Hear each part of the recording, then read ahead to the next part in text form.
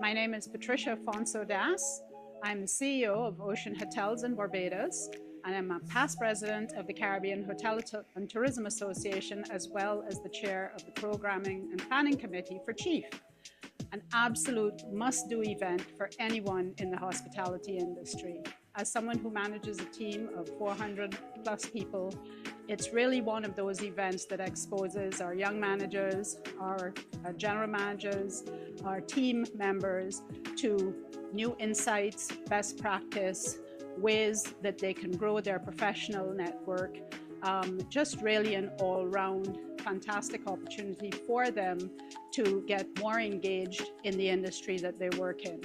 I've been attending Chief for a number of years, and I've had many of our employees attend, and I've seen them go from strength to strength as a result of the interactions that they've had at Chief, the connections that they've made, and the best practices that they bring back.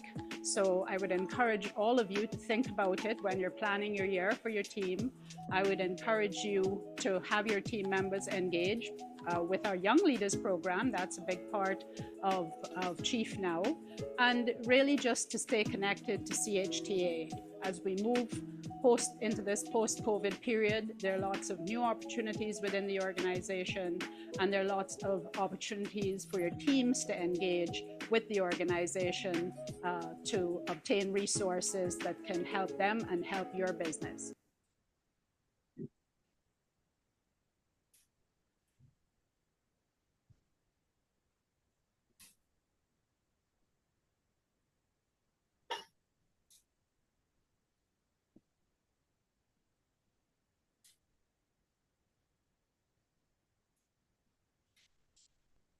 Good morning, and welcome to today's webinar titled Linkages, Exploring Local and Regional Purchasing Strategies That Work. I'm Frank Comito, and I'm a special advisor to CHTA. Before getting into the substance of our gathering, I'd like to share with you several housekeeping notes. Today's webinar is being recorded, and the video will be distributed and available on CHTA's YouTube page within 48 to 72 hours. And the presentation decks with all the presentations and the entire webinar will be available to CHTA members on the online community. We invite, and through our members portal as well on our website. We invite questions on the Q&A box as we get into as we go throughout the session. Today, we will gain valuable insights as to how several jurisdictions in the Caribbean and individual companies have been able to successfully marry hotel and tourism industry needs for steady, reliable goods and services with local producers and suppliers of locally and regionally sourced products. The case for alternative sourcing locally and regionally has really never been taken on greater importance than now, as we see traditional supply chain disruptions, escalating import costs, and vulnerabilities with local economies. We'll start the session giving both private and public sector overviews of what one destination, Jamaica, embarked upon some years ago to bridge economic linkages between the tourism industry and local producers. That portion of the session will be led by Nicola Madden-Gregg, who has been an advocate and linkages practitioner from the hotel industry in Jamaica on behalf of her companies and the Jamaica Hotel and Tourist Association. Nicola is also the immediate past president of CHTA and is now chairing CHTA's Linkages Task Force. Welcome, Nicola. Following Nicola will be Carolyn McDonald-Riley, who serves as director for the Jamaica Tourism Linkages Network. She has led a very successful effort by the government of Jamaica with the private sector to strengthen and support the economic ties between tourism and many other economic sectors in Jamaica. Welcome, Carolyn. Following them, Nicola will invite additional comments from several individuals with on-the-ground experiences in linking the tourism industry with other local economic sectors. Ivan James, Vice President for Procurement at Atlantis in the Bahamas, will share some of their experiences with local sourcing. Thanks for joining us, Ivan. Narani Aziz, who's CEO for the St. Lucia Hospitality and Tourism Association, will share with us how their association led efforts in St. Lucia to strengthen local economic ties. Welcome, Narani. In today's session, we've allowed plenty of time for conversation. We'll wrap up around 11:15 Eastern Daylight Time, but we want it to be interactive both amongst the panelists and with you, the audience. So please, as the thoughts and questions enter your mind, put them to the Q&A section part at the bottom of your screen, and we'll aim to address all comments in the discussion portion of our session. So let's get started with Nicola. Over to you. Thank you, Frank. Morning, everyone. I'm just going to share my screen, and I hope you're seeing it.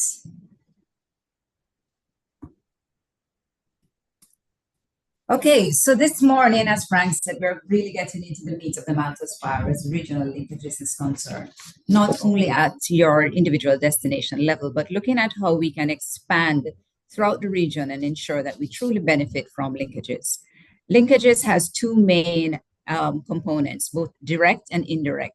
And the direct relationships is between the hotels and tourism services, tour operators, airlines, and their immediate suppliers, like local food producers or transportation services. And indirect activities happen when we interact with sectors such as construction, agriculture, and manufacturing.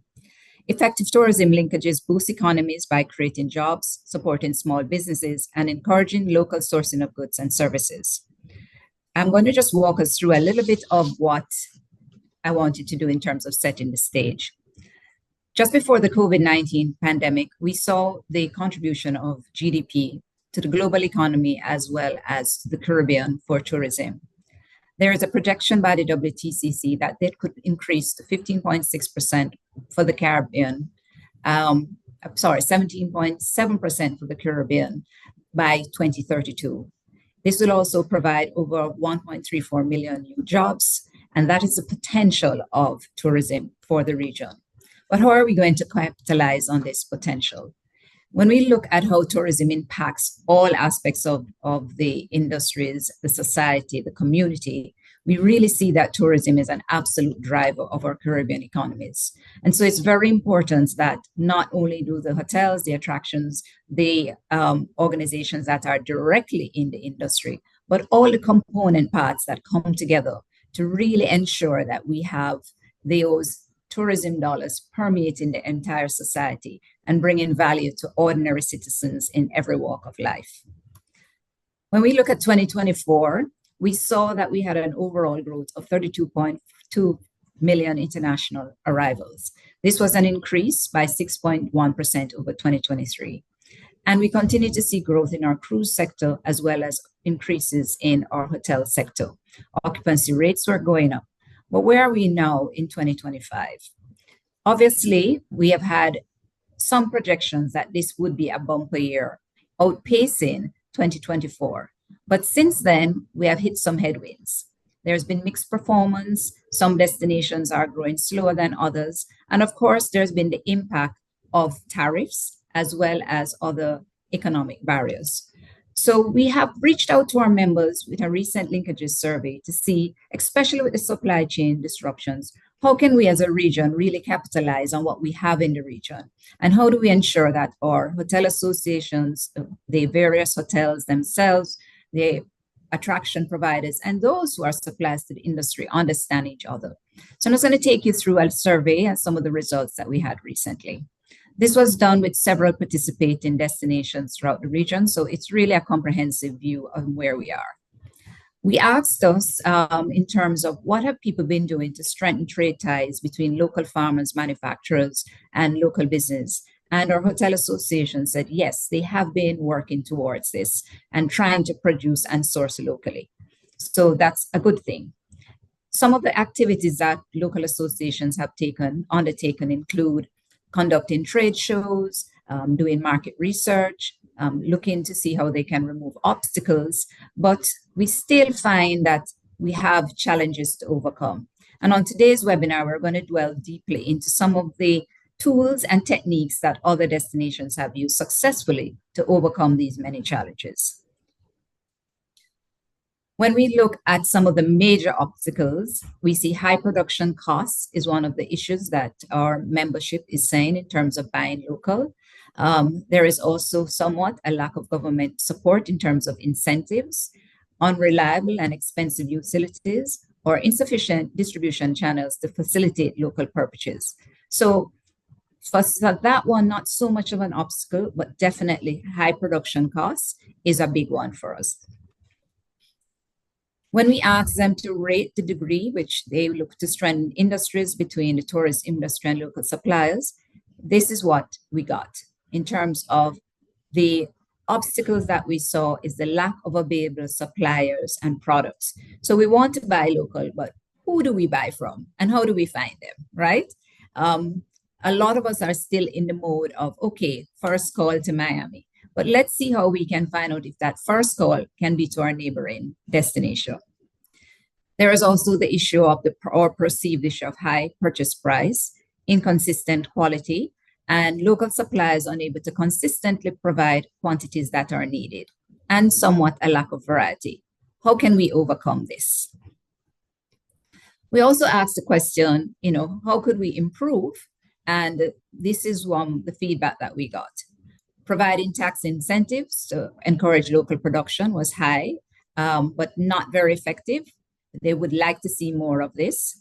Providing tax incentives to the local purchasers by the industry, that is something that came up. Of course, training and support is something that has been done, but we obviously see that this is an area that needs improvement. When we ask to what level do we see this in terms of locally generating product, being able to attract and utilize products and services, these are the ones that came to the top. Local culture, local entertainment. We see again restaurant menus, food and beverage. We see seafood. We see fruits and vegetables that are considered to be very important. So when we're looking to see how we can integrate the industries better, this is what we also have to focus on. So last question, are local tourism-related business purchasing products from suppliers sourced and produced elsewhere in the Caribbean? The feedback is yes, there is some work happening there, but there are challenges. As Frank mentioned earlier, there are challenges in terms of movement of goods and services from shipping or air freight, and those are things we have to address. And last but not least, what are the types of organizations, associations have partnered with? And these are some of the ones we see: the local Chamber of Commerce, the local Manufacturing Association, local agriculture to some extent, and local distributors and wholesalers. So work is being done, but we really want to see an increase in this partnership, and that's why we're here today. I'm just going to touch on one more thing. When we say in terms of tourism spend, Linkages is about ensuring that the tourism dollar truly permeates the society. Jamaica and the DOMREP are two countries that have been somewhat successful in this area. DOMREP, it is reported, has just over 50% of its earnings retained in the island from the tourism dollar, and Jamaica is at 40 cents in the dollar. Now, this varies widely by destination, some much, much lower than this. So what it's really saying is that while there is demand by the tourists, like in the Dominican Republic, these are the kind of things they're looking for, they're able to retain 50 cents in the dollar. Similarly for Jamaica, it's a slightly different mix. Art and culture, nightlife, shopping, food and beverage, they're looking for active lifestyle. So again, potential opportunities. Barbados, we see that arts and culture, active lifestyle, food and cuisine are ranking pretty high. So again, opportunities. A recent study done by the CSME in terms of if we were to buy locally and the expected savings, this is just a chart showing us the potential if we were to just buy from each other. So we're looking at somewhere in the region of 7.7 billion with a maximum potential saving of 2.4 billion US dollars. So this is significant, and the greatest potential saving is in machinery and electrical equipment, agricultural and food, and chemicals. So this is an opportunity for us to look deep within ourselves, look within the region, and see how we can reduce our costs, which will be to the benefit of all of us, both in terms of providing jobs and opportunities for local suppliers and regional suppliers, and also bringing that money to the bottom line.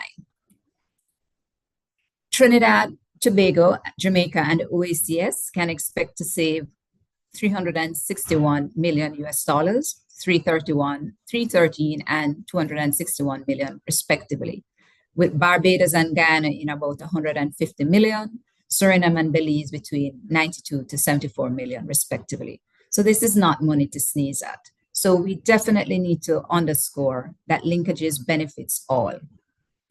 I'm going to stop here and I'm going to move into our next presenter, which is Caroline McDonald-Riley. Caroline and I have worked many, many years on Jamaica's Tourism Linkages Network. Probably 10 years plus I've been on that network, and I'm chair of the Gastronomy Tourism Network. Linkages has been very much a passion for us in Jamaica. Our company that I am, my substantive role at the Courtly Hospitality Group, we spend a lot of time and energy ensuring that we work with local suppliers to really input that local element in our services that we provide, from food and beverage, manufacturing, art and craft, entertainment. And it's very deliberate. To do this strategy, you have to make a deliberate and strategic decision to focus on ensuring you bring in more local suppliers into your business. So Caroline, I'm going to turn it over to you to give the real deal in terms of what Jamaica has been doing over these many years. It's been a pleasure working with you these many years, and I'm sure you'll give the details as to how successful Jamaica's linkages has been. Caroline? Good morning, everyone. I'm Caroline McDonald-Riley, and it's my absolute pleasure to share with you this morning on tourism and empowering Jamaica, and some of the beautiful and successful initiatives that we have undertaken. And we're happy to share with you this morning because we think a region that can share will definitely do well for all of us. So here we go. So in terms of our tourism linkages network, it is really a combination of both our private and public sector partners. Our linkages seeks to ensure that every dollar spent in tourism creates benefits for Jamaicans. We do this through strengthening the tourism local supply chains, expanding business opportunities for and we call this, it's a tourism coin phrase, small, medium tourism enterprises, and also creating meaningful jobs and community development. So this is really what we seek to do in linkages. I'm going to share some examples with you, but before I do that, I'd love to share that in terms of how we look at linkages, we have looked at linkages through our agriculture and manufacturing sector. So these were formerly the sectors that would have been the drivers of our economic development. We invest a lot in agriculture and local businesses through manufacturing. But we have, through the Tourism Linkages Network, through our Minister Edmund Bartlett, developed networks along the passion points of tourism. So we have looked at what is it that makes persons interested in tourism? What is it that makes that visitor interested in tourism? And we have looked at it through the passion points, and there are 5 areas: gastronomy, and Nicola Madden-Gregg heads that network, which is very active, keeps us very busy. And we have looked at gastronomy of one of those areas because people really travel for food. Knowledge is another area. People travel for knowledge. People want to know what is happening, and people also travel for different knowledge areas. Health and wellness is another passion point of the visitor. People travel for healthy destinations. People go to your destinations if they know that it's clean, and especially since COVID, people are very interested in health and wellness, even more so. People travel for shopping. It's an opportunity to shop. And not more important, but equally important, it's sports and entertainment. People love the vibes that we have in Jamaica, and it's no surprise that it's rated as one of the top reasons why people come to Jamaica, for our sports and entertainment. And I have to say, just as you see we're doing on the world stage. Now for a few of our examples. Now, agriculture supply chain development. One of our success stories is the AgriLinkages Exchange platform. And what we have done with this, it's a digital platform, and it really connects our farmers directly to our tourism industry. So on this platform, while we have currently 2,000 farmers connected on it, we have our hoteliers, we have our restaurants, and what this does is to give them an idea as to what is available, when and where it is available. And what this does is to reduce the import reliance, and it also boosts the income of the local farmer. It's electronic and it's 24/7. We have a group of persons who sit, we call them our agro-brokers, who ensure that there are farmers who are not digitally inclined. We ensure that the information still gets to the hotel in record time. So that's one of our success stories. I'm going to show you the videos and then I speak after the videos. Here's our manufacturing chain development.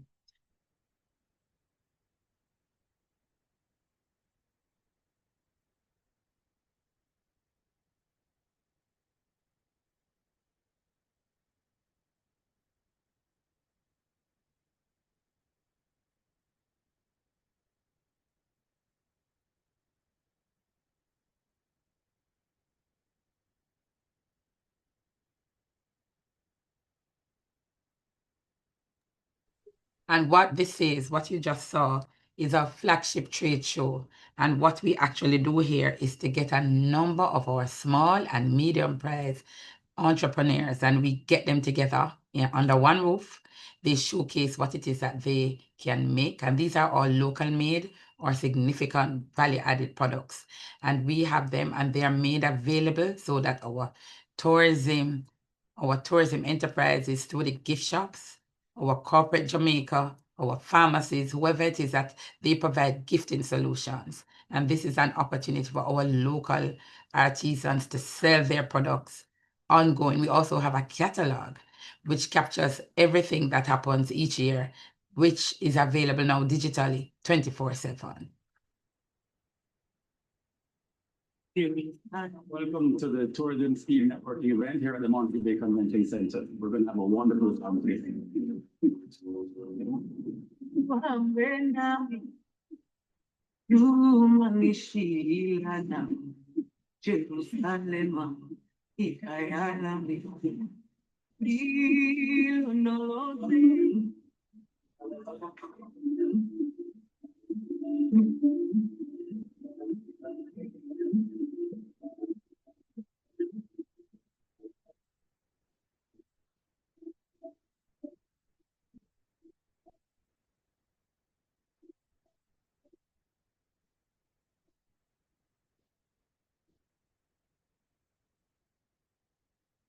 So speed networking, the difference between the one we showed earlier is that at speed networking, this is all of our tourism partners under one roof, meeting with the managers and the owners of the supply chain, and they have a meeting for 15 minutes. 15 minutes to create an impression, then they take it offline. So this is really a business meeting. This lasts for the whole day, usually over 3,000 meetings, but we have all of our hoteliers, our attractions, our tour operators under one roof, meeting with the person. This is a format, very structured. Meetings are pre-scheduled and they have 15 minutes to meet each other. We want to encourage a broadening of that appreciation of the value, indeed, the depths and the length and the width of this elongated value chain that coffee has, and that we can, in fact, be wealthy through our coffee. I'm just happy to be here for, I think this is my third anniversary of coming to the Coffee Day, where Jamaica Blue Mountain coffee is reigning. We're happy that tourists come here, Jamaicans come here, and have a wonderful day at Hope Gardens. It's a great time to be here. Here at the Jamaica Blue Mountain Coffee Festival, the 8th staging. The first year we're doing it at Hope Gardens, and it's been a smashing success. So we think it's going to be our permanent venue for years to come. We're looking at the first Saturday in March every year. So you can put it in your calendars from now for next year's staging, which I'm sure will be much bigger and better. So thanks to all who have made today's staging a great success. And we look forward to more. So one of the things we try to do is to use our products to showcase. And this Blue Mountain Coffee Festival is actually led by Nicola, yeah, our president. And this Blue Mountain Coffee Festival showcasing our coffee, different uses of coffee, but we have used it as a festival. And what we do is to encourage persons to make different things from the same product, from the coffee product, have it for sale, have it for entertainment. And it's a beautiful day, a calendar event. So let me show you two more examples. A health and wellness.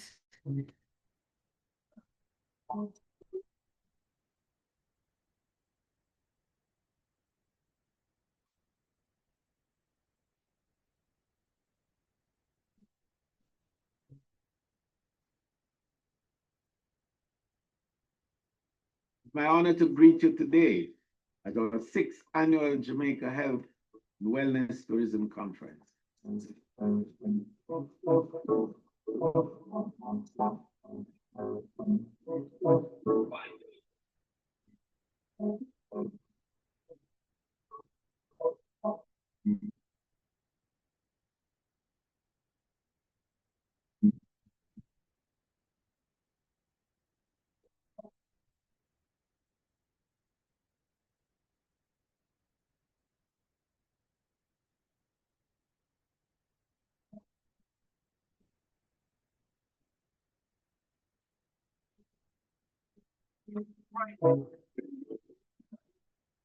So at our health and wellness, what I've been doing is to give you an example from each of our passion points. At our health and wellness, we discuss cutting edge technologies in health and wellness. And at every opportunity, we showcase our artisans, our local persons, small businesses, medium businesses, large businesses that are health affiliated. We share the health stories, and they also have the opportunity to sell their health products. And this is an annual event. And last but by no means, entertainment.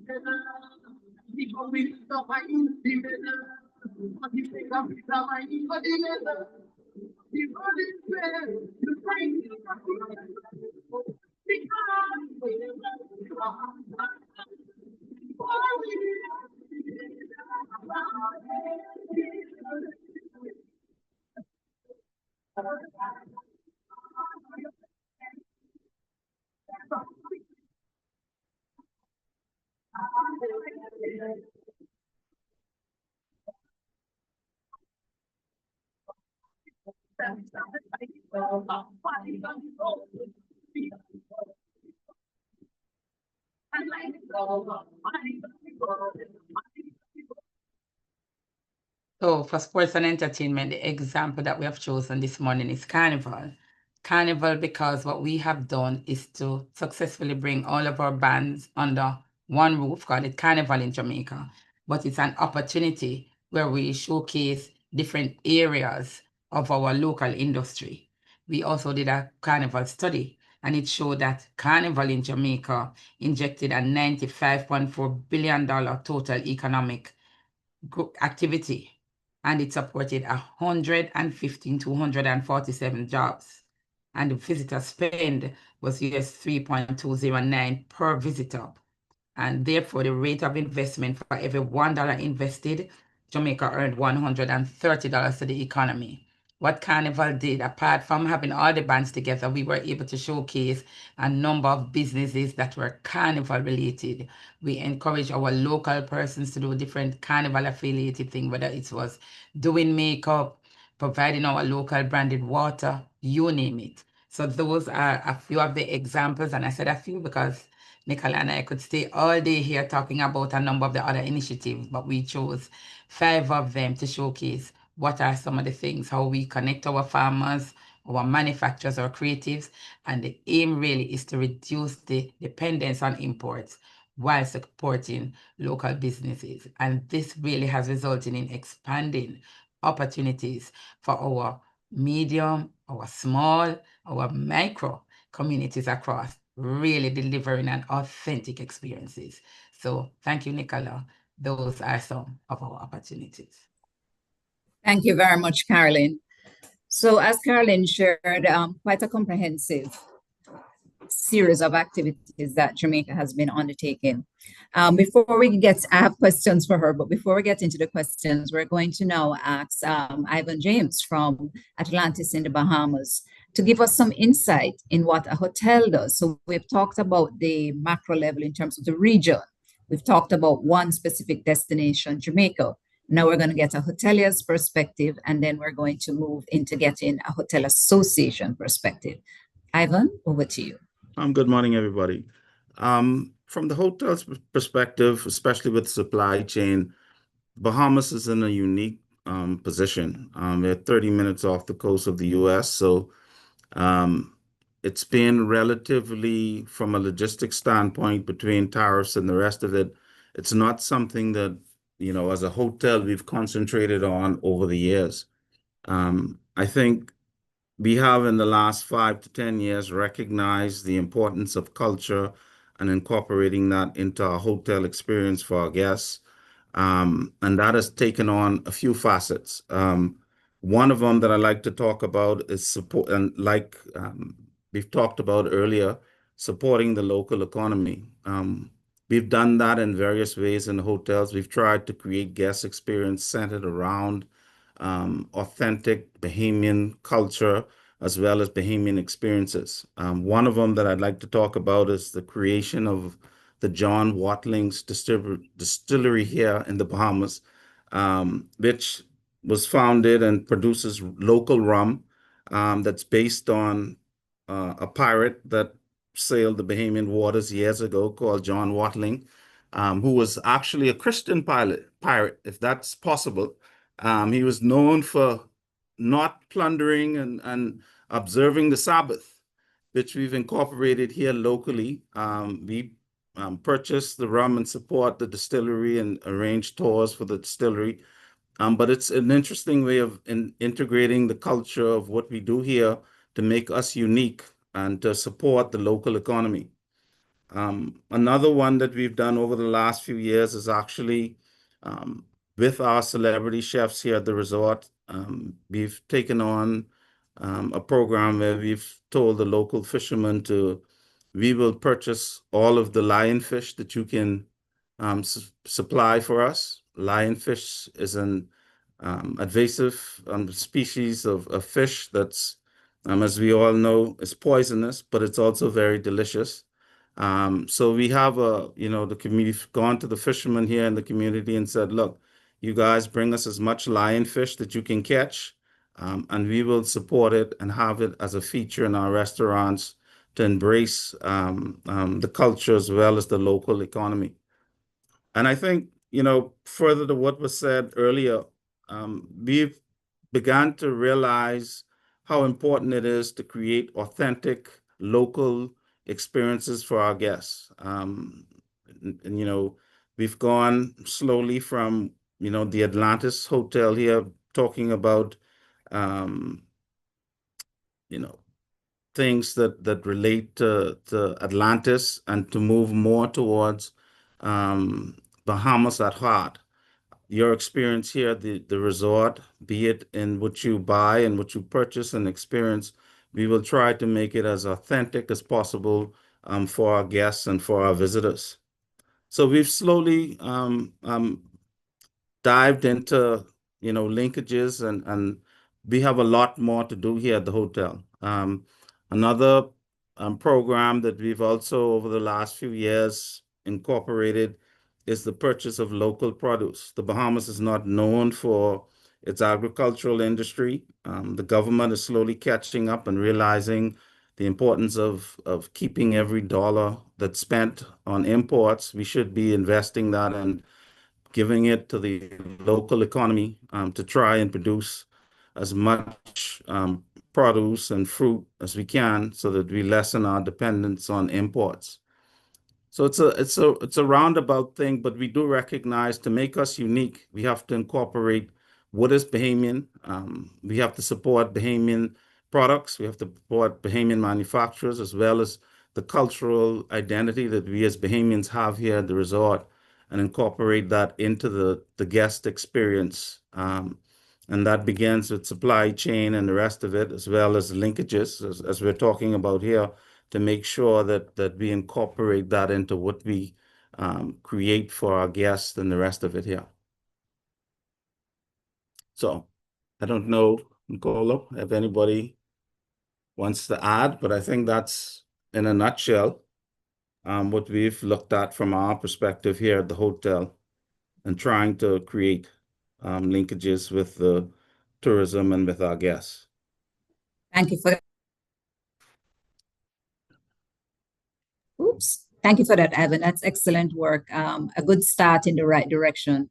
Noorani, I'm going to go over to you for you to just give perspective from the Hotel and Tourism Association in St. Lucia, which has actively put together a linkages program for a few years now, and just give us a little bit of background on your successes. And then after that, we're going to move the panel into more of an open discussion. Thank you very much. Well, compared to the size of the economies of the Bahamas and Jamaica, ours is a lot more modest. But notwithstanding our size, we certainly share some of the challenges and have been experimenting with some of the successes that we've shared earlier on this morning at a level and a scale that is unique to our needs. One of the success stories that we have had here has been the creation of a virtual agricultural clearinghouse project, which we embarked upon in 2016 after an extensive 2 years of careful study of our market, what the demands were, what the challenges were, the gaps, and how we could address and bridge some of these gaps as quickly and as simply and as cost effectively as possible.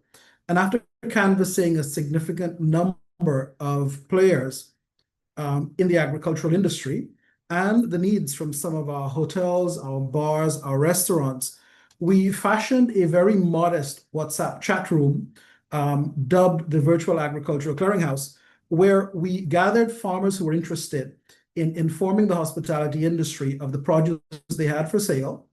And on a separate chat room, we engaged with culinary artists, chefs, and purchasers from within the industry to get a sense or to establish a connection with them on what their needs were as much as possible on a real-term basis. The project ran over a 3-year period, and some of the interesting successes of the program was that at least 100 farmers who participated in the program over that period of time were not exposed to the tourism industry prior, and those who were had tremendous difficulties accessing an understanding of the needs of the industry as well as what the purchasing timelines were like. But at the end of it, essentially, we had over 100 farmers from that demographic participating in it. On the other chat room, we had about 60 properties, restaurants, and purchasing managers who were sharing with us real-time needs. And so our task as an HTA was simply to bridge these two bits of information. So farmers became aware on a daily basis of what the needs were from the tourism industry, and then the tourism industry became aware on a daily basis of what the real-time produce volumes were available on the market. So this digital exchange of information created quite a bit of hype, and it reached at its apex we were clearing about 300 messages on a daily basis among these two groups, trying to filter and exchange information, address concerns, and bridge these needs. Within the first 10 months, easily, we topped off at over $1 million worth of produce.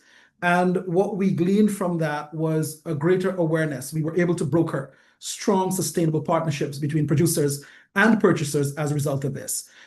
So we were able to bridge these areas. The industry wanted to create a stronger farm-to-table experience for our visitors, and farmers, of course, wanted to connect with tourism and, of course, to be respected as entrepreneurs in and of themselves.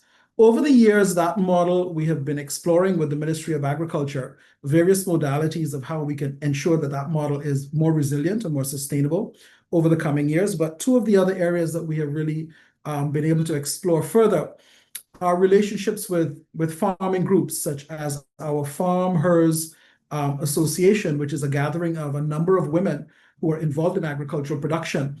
And in our engagement with them, we have been able to address some of their pressing needs in terms of negotiating and brokering on their behalf. Insurance products that are critical to the success of their endeavors and their livelihood. So their ability to be able to now purchase at a significant discount health and medical insurance for their farmers was a significant plus for them and served to attract more farmers to their fold.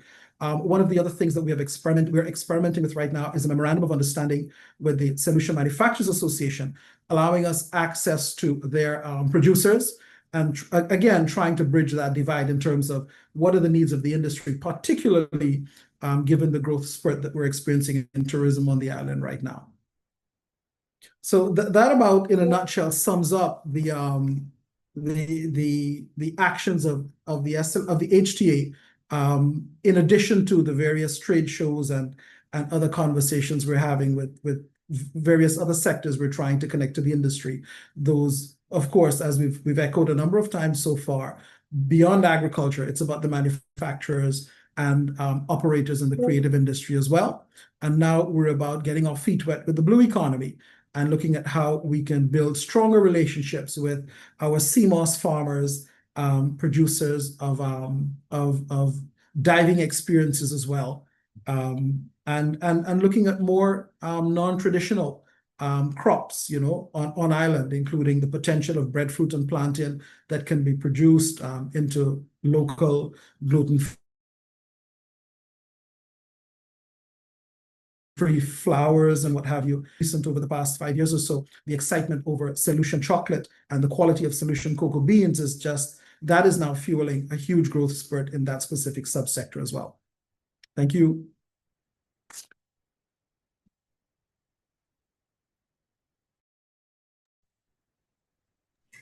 Thank you for that, Narani. I think that's an excellent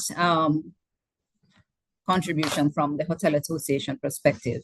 So what I want to ask each of our panelists this morning is, based on all the changes that have been happening on the world stage, what would be one thing that you think could be changed right now to ensure a more successful linkages across destinations and a better ability to dwell deeper into local supply and giving more consistency to the hotels, the attraction providers, etc., and our guest experience? Narani, you're the last, but I'll make you the first. Thank you, Madam Chair. I think at regional level, the transportation is a key issue. And I think if we can bridge that divide as islands, I think we can certainly foster and harmonize stronger trade relationships and the exchange of services that are aligned to that.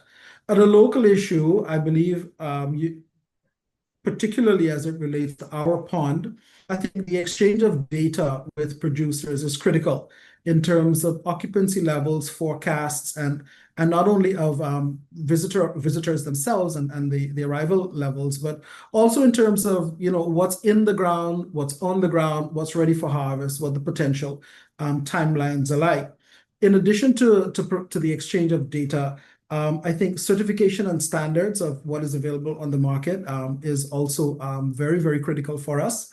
And that is a gap. One of the other things I think our industry needs to explore much more deeper as well is the possibility of establishing contractual relations with farming associations and farming groups that would allow them to really take their potential business volumes against that.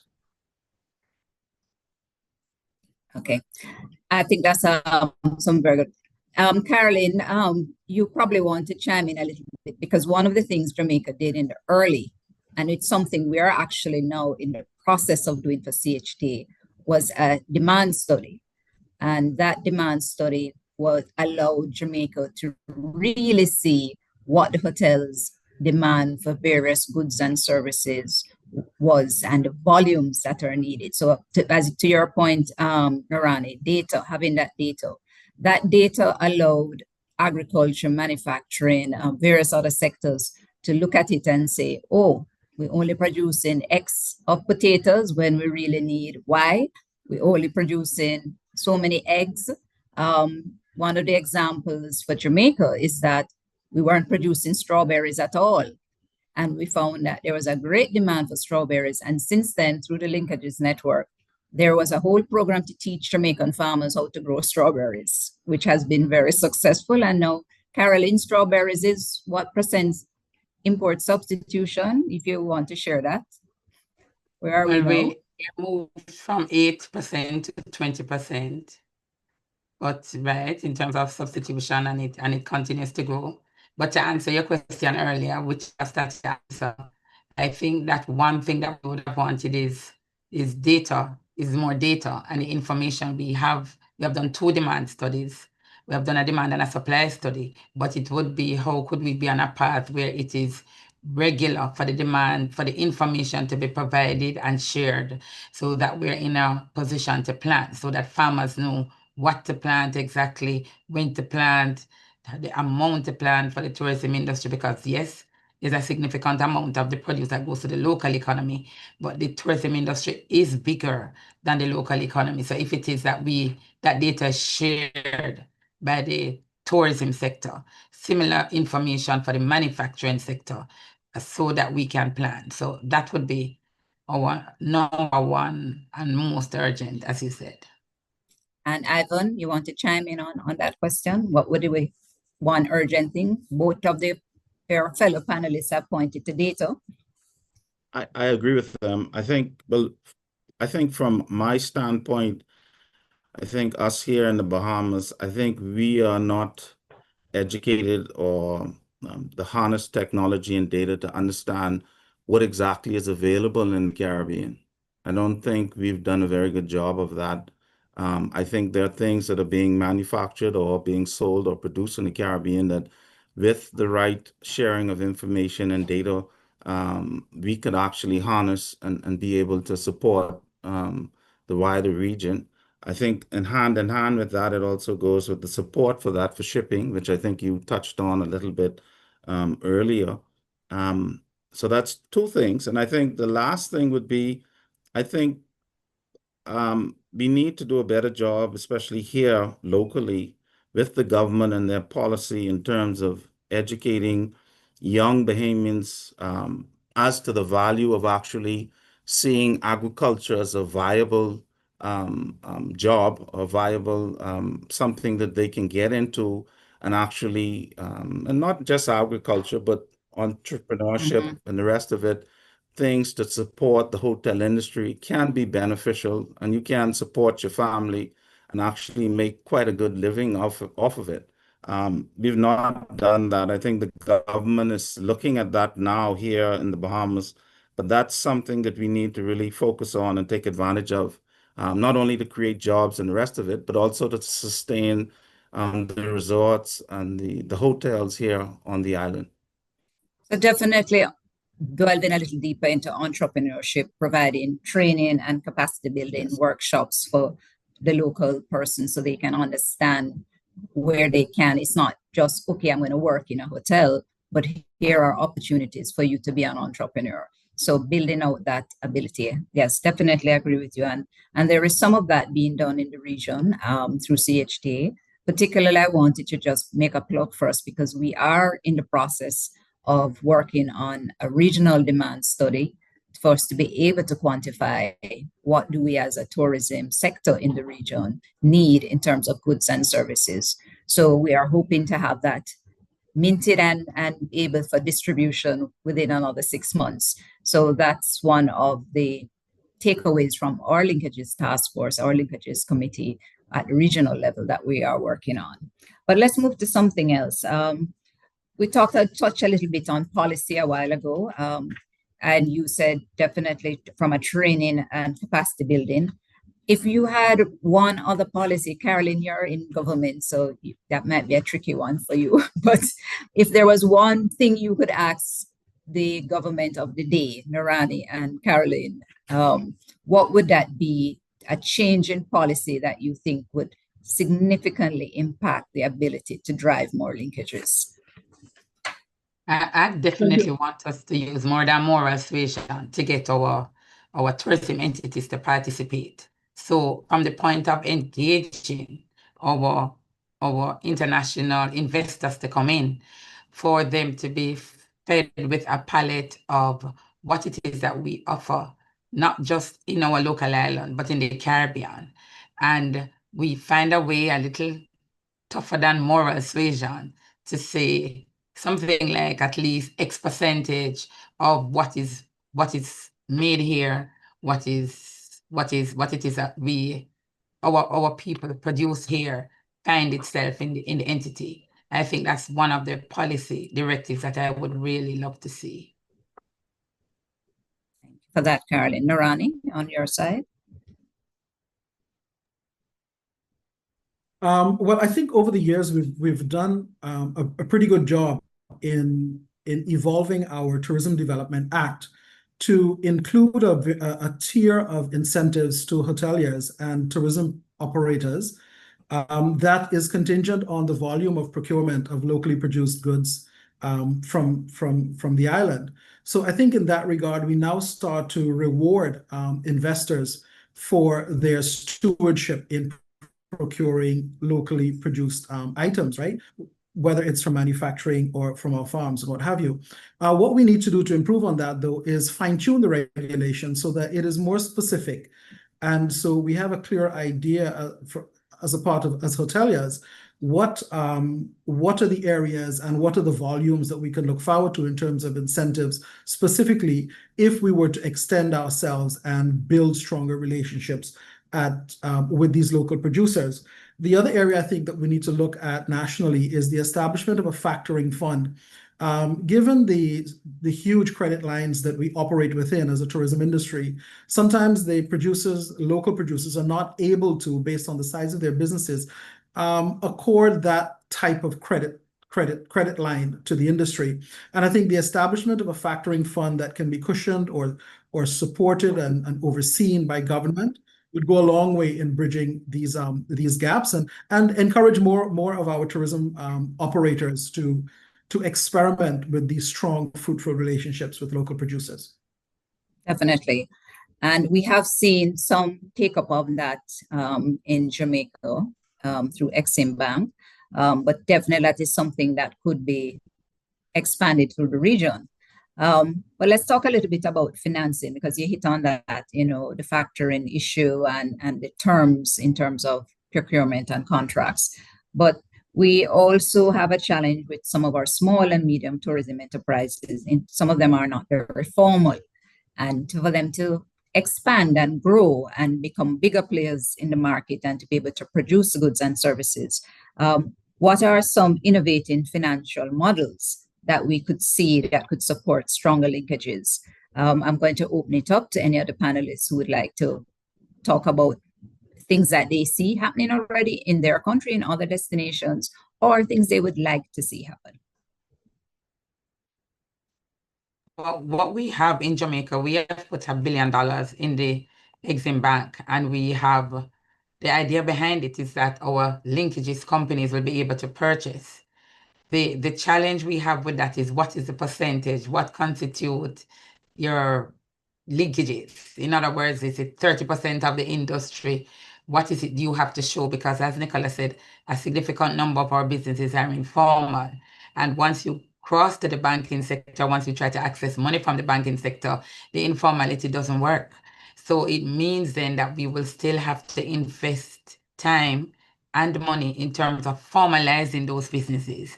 And that is a challenge, getting beyond the paperwork for them to access the funding at the bank. So although the money is there, how do you access it?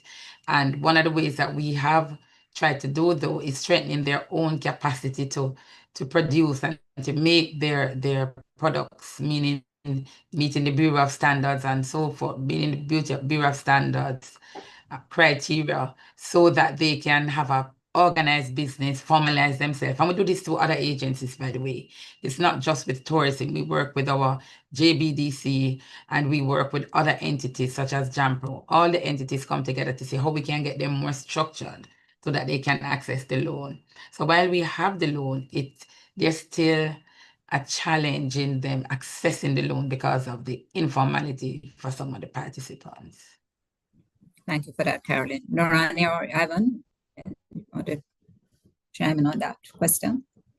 I think resource availability is even more troubling for a small island developing state, and so we have to be even more mindful of the finiteness of our reserves.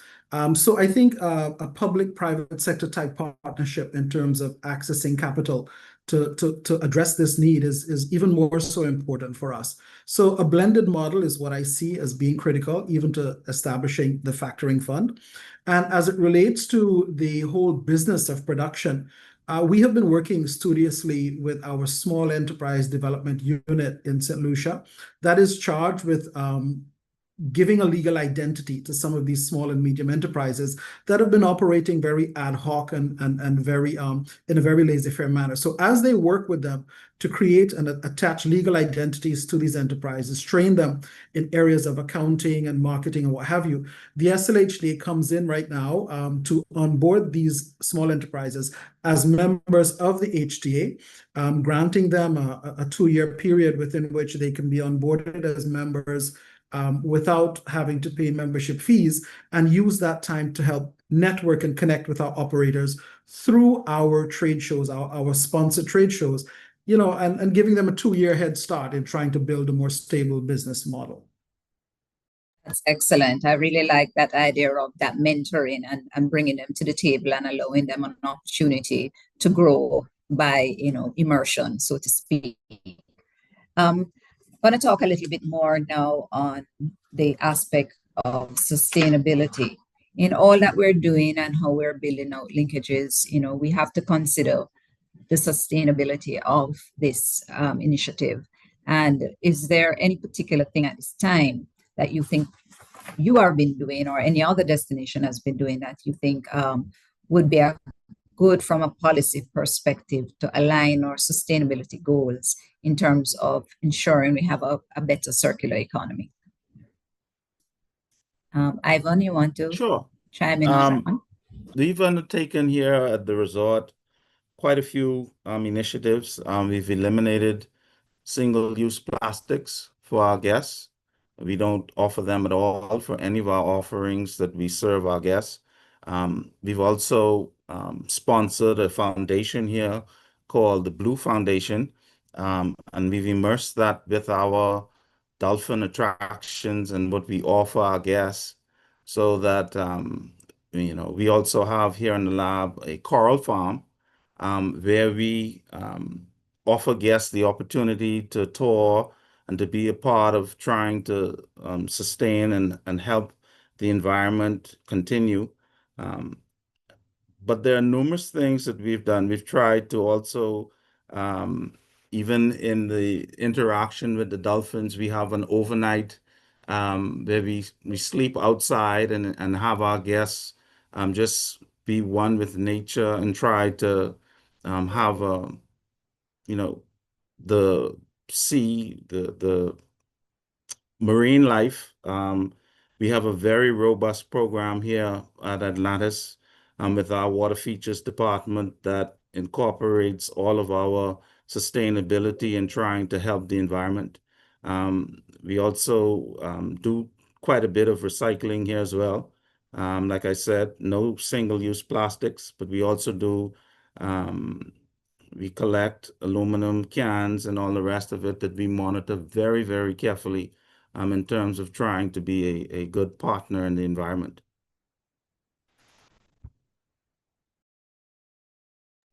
Ivan, Narani or Caroline, you want to give any feedback on that particular aspect?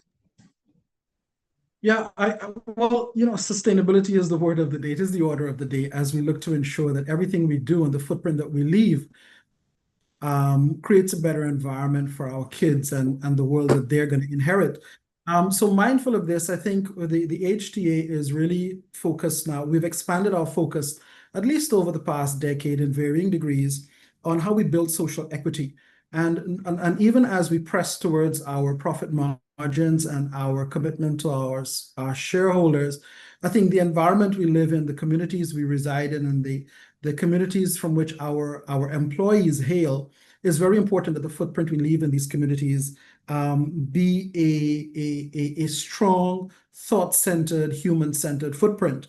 And over the past few years in particular, I think 2023, we embarked on an engagement with civil society actors and hosted what we dubbed a national CHTA discussion with over 100 civil society organizations to get a heart-to-heart idea and understanding of what the gaps are in them meeting some of their social, community, and national mandates.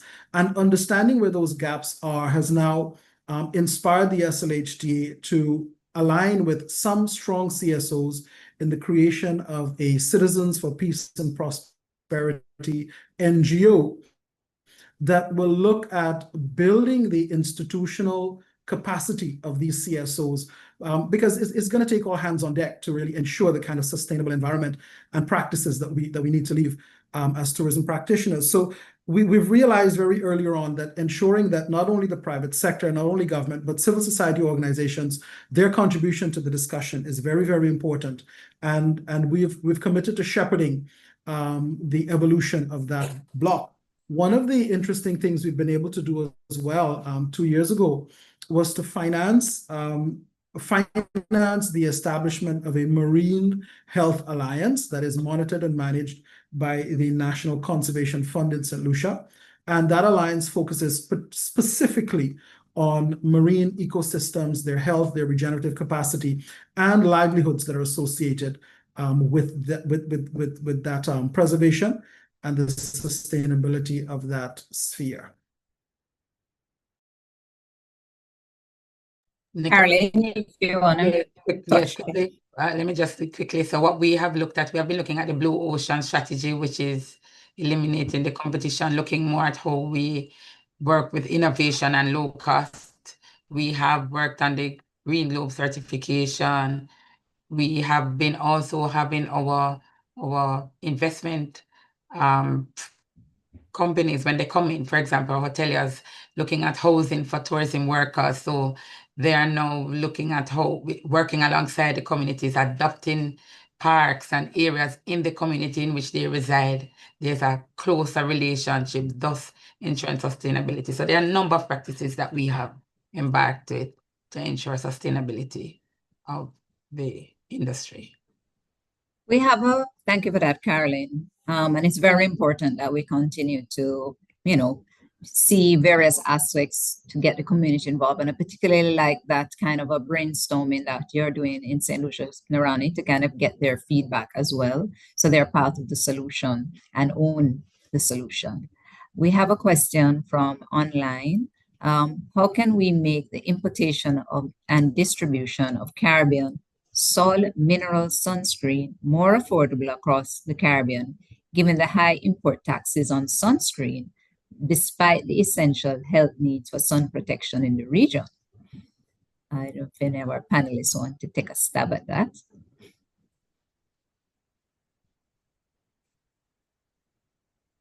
Okay, everybody's shy. Nicola, can I? Yes, Nicola, Fran, join us. No, I mean, it kind of raises the question as well about, I mean, we're in a whole global environment right now where customs duties and tariffs and so on have changed the game very quickly. In the Caribbean, we established many years ago CSME, and I guess to address the question as well that was answered, that was raised a minute ago that you referenced. It'd be great if Caribbean Soul might set up manufacturing somewhere in the Caribbean, and they might be able to get around this. But as well, my question is, to what extent are we at an advantage in any way? We talked about shipping as being a challenge that has to be addressed, but what about the duties and the tariffs for intra-regional trade to stimulate that more effectively? I think the matter raised on Caribbean Soul could be addressed through a sustainability kind of question and answer, because if the region indeed wants to be more environmentally conscious, it can take a serious look at its overall importation duties and so on products like that. But I'm looking specifically as well. Are there obstacles within the tariffs structure within the Caribbean that make us less competitive in interregional trade? Yes, I think definitely that is something we would need to focus on. There is opportunity to look at some of those existing frameworks and to see how we can make it much more manageable and much more seamless for us to be able to utilize the regional companies and the products and the services within the region. All right, we are not seeing any more questions from our audience. So I'm going to use this as an opportunity now to give each of the panelists a couple of minutes just to say your last comments in terms of where do you see the future of tourism linkages and in say 10 to 15 years, what would you think would be necessary to really move us from where we are now, which is a good start in some countries, a very great start in others, but a crawl in some of our destinations? How would we collectively jump ahead, leap ahead in the next 10, 15 years to see how we can truly make linkages like in our DNA for the region? So who wants to jump in on that first as we close? Madam Chair, if I may, I think we're well, as policymakers and as investors, we're pretty fairly well schooled in the dollars and cents of why shifts and changes are needed. I also think the academic literature is replete with guidance on what are the low-hanging fruits that we can pursue in order to fast track it. I think, though, political will is critical to moving this needle. And while from state to state, we are seeing advances in the conversation, at a regional level, we need to harmonize the political heads so that they start this level of dialogue among themselves at the levels that they convene and connect at a regional level. And I think that is perhaps one of the single strongest points that the CHTA can advocate towards. And at a regional level as well, as we pursue and push this conversation forward, while we're all mindful of the importance of profit, I would advocate that we ensure that the human side of things not be understated. Mm-hmm. If anything, it needs to be the why around which we build the house. Definitely. At the end of the day, this is all about ensuring generational wealth for Caribbean nationals. It is about lifting up communities. And as you said, they are definitely the why, and we have to figure out the best how. Caroline? Yes. So for me, similar to what my colleague just said, I think in terms of the policy and regulation for us to strengthen it at a national level, it is so important that we look at using it as a tool for incentive tool. That would be a big one. In terms of the data sharing, how do we make it mandatory for information to be shared so that it becomes a planning tool as well? And I think in terms of the sustainability practices, for us to strengthen them, also provide incentives for this social corporate responsibility for entities to be engaged in that. Those, I think, definitely would help us too in the next couple of years. Perfect. Ivan, you get the last say. Yes, I agree with my everybody and that policy. I think it's going to require from not only the tourism and the owners of the hotels, but also from a government policy and the interaction. They need to tighten up and buy more into how they interact with the region so that we can harness our potential. I also think that, policy, especially from tourism and what that means, we need to have some game changes from a sustainability, from rewarding investors that come here and basically embrace our linkages and the company, the country, and the people that they're investing their money in, but also to give them some incentive to actually do that and not just be all about profit. So I think that's going to play a vital role. Data also, we talked about that, and the support and the logistics of what's happening. But I also think that they need to make it, from the government standpoint in tourism, policy, and enforce the policy in terms of what it is for just how important it is, like you mentioned, to uplift the community and the people that we're building these hotels, and we're using the manpower and everything else. We need to make sure that they buy in to what's going on. Definitely.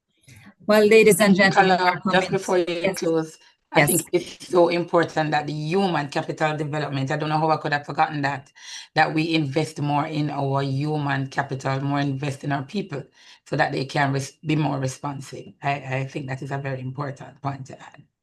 Definitely. So our key takeaways today, obviously, we have had some good sharing in terms of best practices across the region, some really excellent programs that already exist and can be replicated. So, as we say, you don't have to invent the wheel, you just have to figure out how to use it.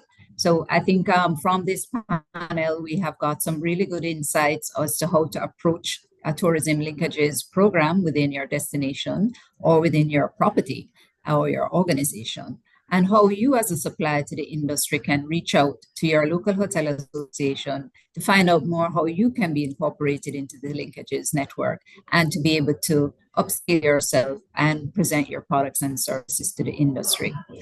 At this time, ladies and gentlemen, we thank you for your participation. As was said at the beginning, the presentations will be shared, so you'll get an opportunity to kind of look back on some of the information that was presented today.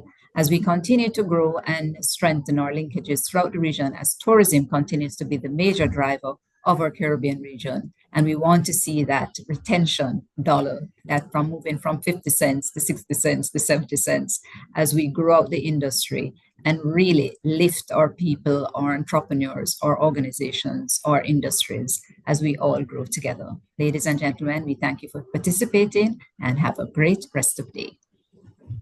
Thank you. Thank you.